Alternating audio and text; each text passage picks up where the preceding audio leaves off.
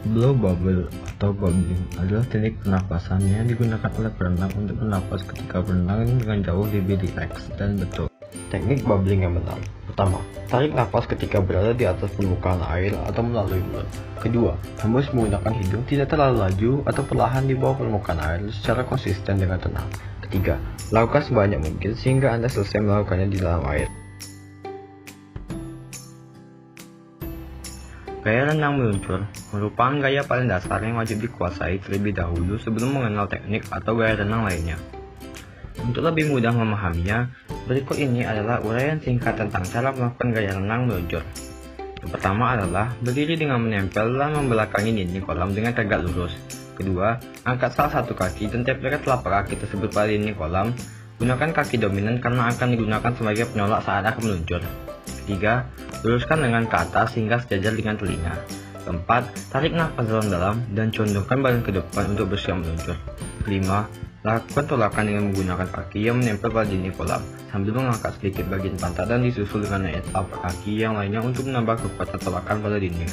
Keenam, tolak badan ke depan dengan kedua kaki sambil meluruskan kedua lengan ke depan layaknya sebuah peluru yang meluncur. Ketujuh, biarkan tubuh meluncur ke depan hingga berhenti.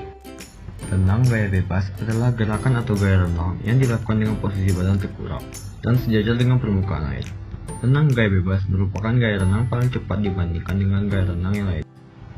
Adapun teknik berenang gaya bebas adalah sebagai berikut. Yang pertama, melakukan gerakan menendang. Dengan posisi meluncur, lakukan gerakan menendang dengan kaki yang lurus. Lakukan bergantian kaki kiri dan kaki kanan. Luruskan ujung jari kaki Anda. Pada tangan ketiga, lakukan satu ayunan tangan. Kedua, mengayuhkan tangan. Tangan secara bergantian digerakkan ke depan dengan gerakan mengayuh, bergantian tangan kiri dan tangan kanan. Yang ketiga, berlatih bernapas. Ketika tangan kanan mengayuh dari dalam air, miringkan sedikit badan Anda. Saat tangan kanan berada di atas permukaan air, kepala berpaling ke samping untuk bernapas. Gaya dada atau gaya kata adalah berenang dengan posisi dada menghadap ke permukaan air. Namun berbeda dari gaya bebas, batang tubuh selalu dalam keadaan.